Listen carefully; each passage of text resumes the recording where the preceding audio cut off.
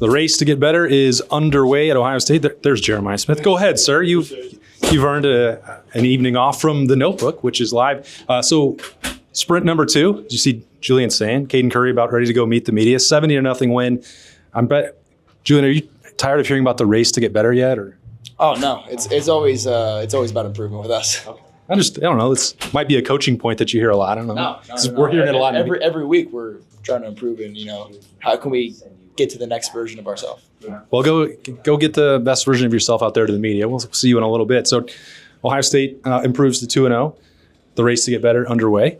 Ryan Day is going to come through in a minute. I'm going to ask him a little bit about coaching these sort of blowout opportunities against Grambling. Hey, Ryan, you got 2 seconds?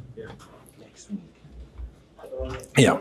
The more important conversation going on over there. We won't interrupt Jerry and Ryan, but this race to get better that we're hearing so much about, where does an idea like that plant into your brain?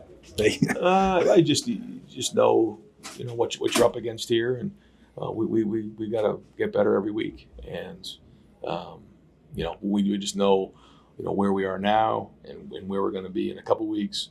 I've said this before. It's like the iPhone 1, 2, 3, 4, 5, and the iPhone 1 doesn't work anymore. We got to keep upgrading. So next week it's got to be the iPhone 3.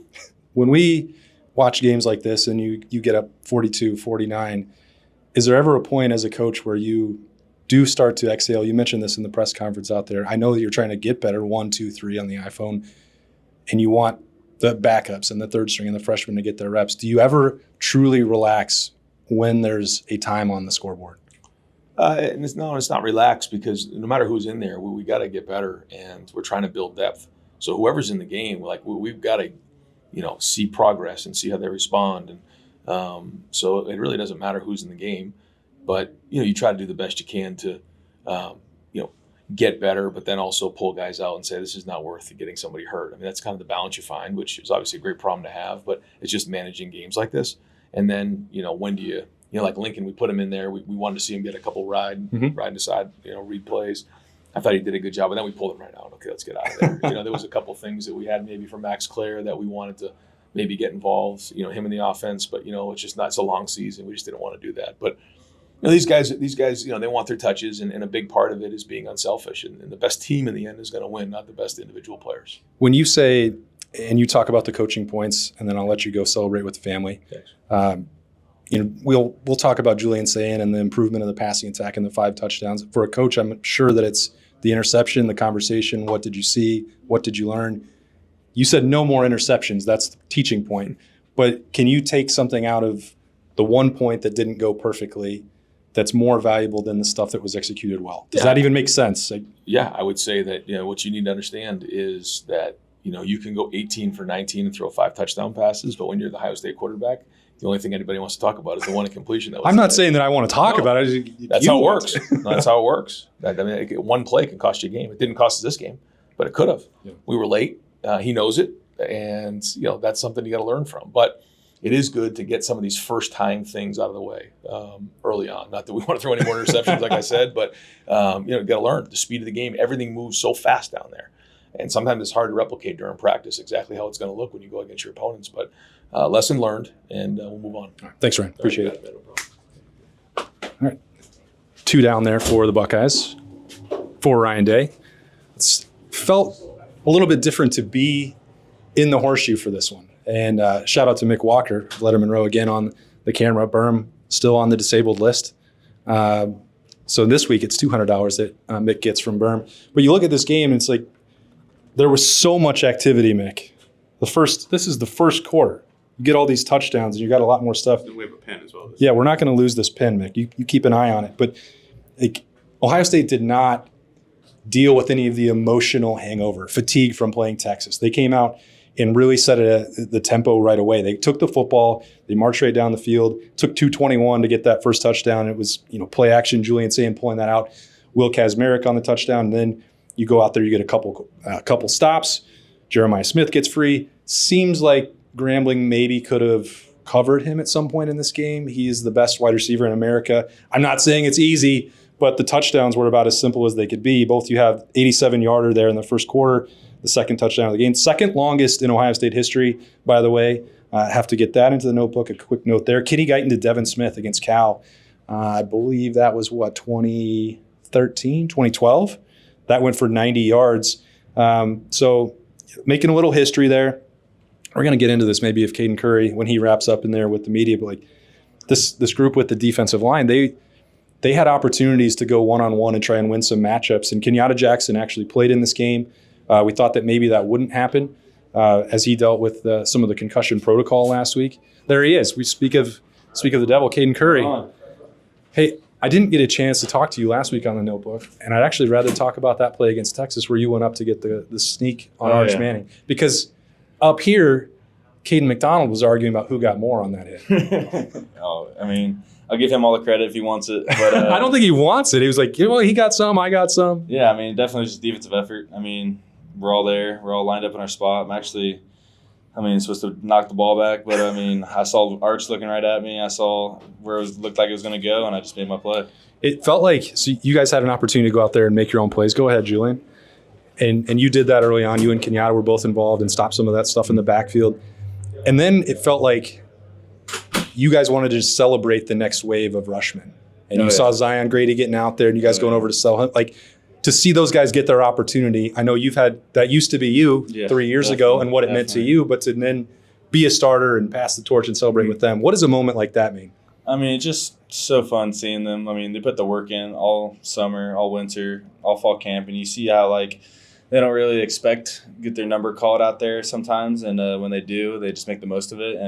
They just have so much energy, so much passion. That was me one day, just seeing that. It's just so fun to see it kind of all put together and just kind of working the cycle of being a college football player. When Ryan Day's talking about this race to get better than for you, what does that mean for a senior to hear that as you guys get going here? It's a different journey than years past. It's really just taking no days off. You can easily get complacent and let one thing slip away, and then you forget about it, and then it comes up in the biggest moment, and, you didn't work on it, so it kind of just slips away from you. So, honestly, just putting up my craft together and working on it every day and sharpening it every day. All right. Congratulations on the win. Great to see you out there. Take Go care. enjoy it with your teammates. Take care. Caden Curry there for the Russian. Are they done in here? So send it to her now. Excuse me, Mike. We get out of here. Who's still coming, Jerry? Nobody. Nobody. All right. Easy night. Let's get out of here. Thank you. One more closer to the finish line.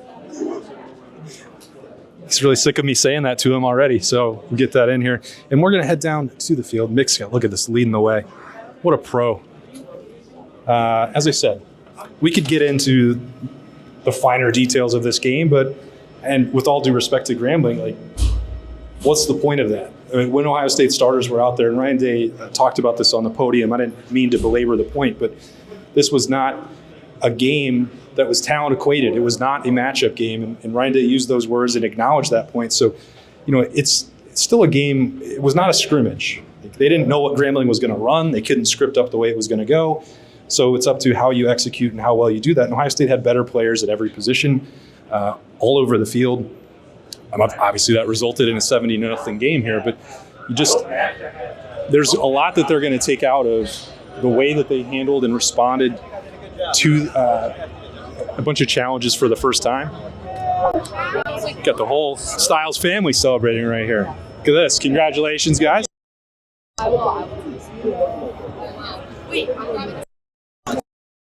Here.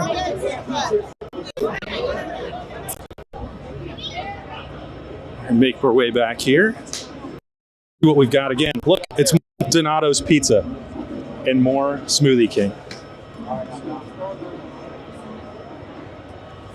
What's the best flavor over here? Peanut butter. Peanut butter. All right. Gotta love that. I don't know if I'd be going for peanut butter. Look at it. Mr. Hicks, may we speak with you? I see the camera. It's a live microphone and a camera. Yes. You look pretty good on the edge. Yes. I appreciate it. The first couple weeks, I was joking with you on Wednesday after practice. Oh, what? You need this? What would you like to say? How does it feel 2 games down into this new position? It's still a blessing that I'm still playing. I'm having fun, doing what I need to do. just got to continue to keep stacking and being more consistent in everything that I'm doing. And whenever my number's called, make my plays. I think there was a sequence, maybe it was the second quarter, and everyone has asked, I'm sorry, I know you want this.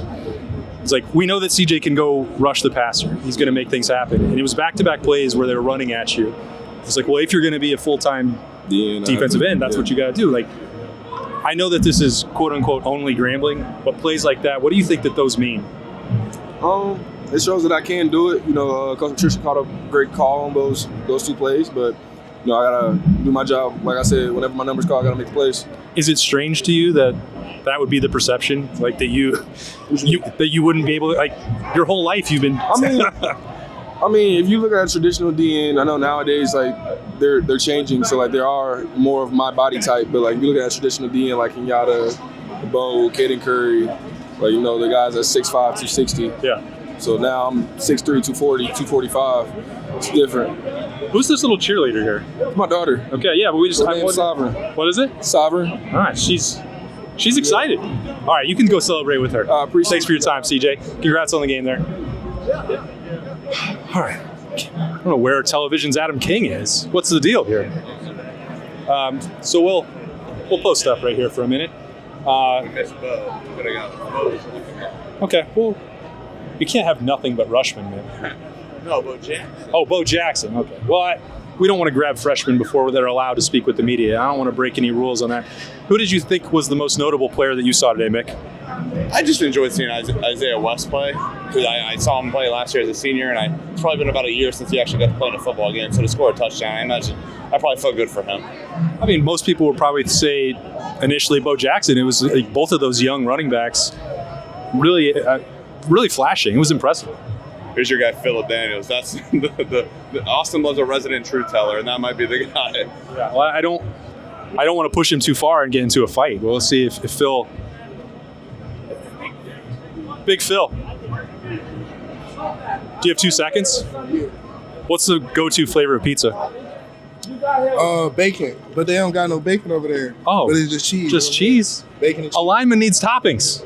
Bacon, low-key jalapenos. You know what I'm saying? And then pepperoni. You think, how many starts will it take before they just start ordering you your own pizza after the game? I'll say a couple more. Okay. You know what I'm saying? After Penn State game, it'll be solidified. You feel me? Yeah. All right. How about something that's actually football related? We don't have to just talk about pizza. Oh, that would be fun. I know the level of competition. Ryan Day talked about this in the post game. It's like this wasn't the talent equated game as Texas, but the way the first 2 games have gone for you personally, like how gratifying is it? I know last week you said you kind of had to pinch yourself. It was a dream come true. Does it feel normal yet, or are you settling into that? It's like weird until like he said hut. You know what I'm saying? And after that, I'm just doing what I was born to do. So, but yeah, everything's settling in now. Everything's coming together. You know what I'm saying? We all hanging out as friends now. Be like really close. So the group's all together. We're moving as one. So everything's going. All right. Go eat that pizza before it gets cold. Congrats, man. Appreciate you. All right. Bus rides are here. Families are heading out. I think we see the Kazmeriks over there. Good day for them. Good day for Will Kazmarek. Good day for the Ohio State tight ends. Yet again, what a position group they've got going there. I think there was this point. Look, Quinn does not want to miss this bus. Look at Quinn. He's in such a hurry. Get out of here, he said. All right.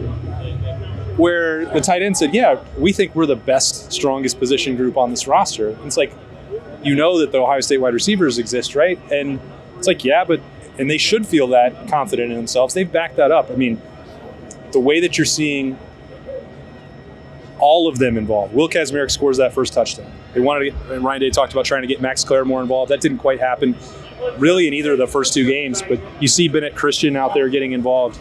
You've seen Jelani Thurman, getting involved in, what did he have, the touchdown from Lincoln Keenholz? Am I right on that? Yeah, there it is. That made it 63-0. They started to all run together. Scored 10 touchdowns. That's a lot to talk about. One on defense, by the way, that we definitely have to talk about because holy cow, is Riley Pettijohn going to be absolutely special for Ohio State. There had been, Birm mentioned this, I won't steal it, this is his source, whoever it may be, who's the 4th game-ready linebacker after you get through that top 3 with Peyton Pierce, Arvell Reese, and Sonny Styles, not in that exact order. It's like, yeah, the fourth guy that's going to be out there is Riley Pettijohn, and boy, is he ever going to be out there. He gets in there right at the end of the second quarter. He makes a tackle before halftime, so he's getting involved there. And then it's like, okay, well, that was just a little bit of a cameo. Let's stick around and see what he does throughout that second half. And, well, how about starting it with a forced fumble that is then picked up and returned for a touchdown? He didn't force the fumble. Who forced the fumble, Mick? You remember? Caden McDonald had it. Oh, my gosh, what am I doing? How did I drop the ball on that one? Caden McDonald forces the fumble. Riley Pettijohn scoops it up, dashes in for the touchdown. Then he forces one later, which I believe Epi Satanale recovered for Ohio State. So a little freshman combination there. I think we're going to talk about this plenty more in the week ahead as Ohio State gets ready for Ohio next week. They spent so much time letting the veterans play against Texas with good reason. And Ryan Day called it first timeness. He said he wasn't sure it was a word. I'm adapting it as a word for sure. But that wasn't the time to go out there and let them get their feet wet, get that experience for the first time. And today was. And you'll take the tape, you'll find the corrections, but you can also undoubtedly see the potential out there. Someone like Riley Pettijohn is going to be able to play at some point for Ohio State. Aaron Scott, we talked about him going back to spring camp and the spring game in here. He's going to be able to play for Ohio State. There's no doubt about it. There's Birm right here. Birm, who is your player of the game? This is The Notebook. You used to be on this show. Never heard of this. The Notebook. Yeah, it's on 10 TV Plus and 97.1 The Fan. Fan broke school records today, so it has to be Julian's. Okay, that's fine. Way to take the low-hanging fruit, Birm. Yeah, man. That's what I do. Fruit is delicious. You're right. Notebook fruit.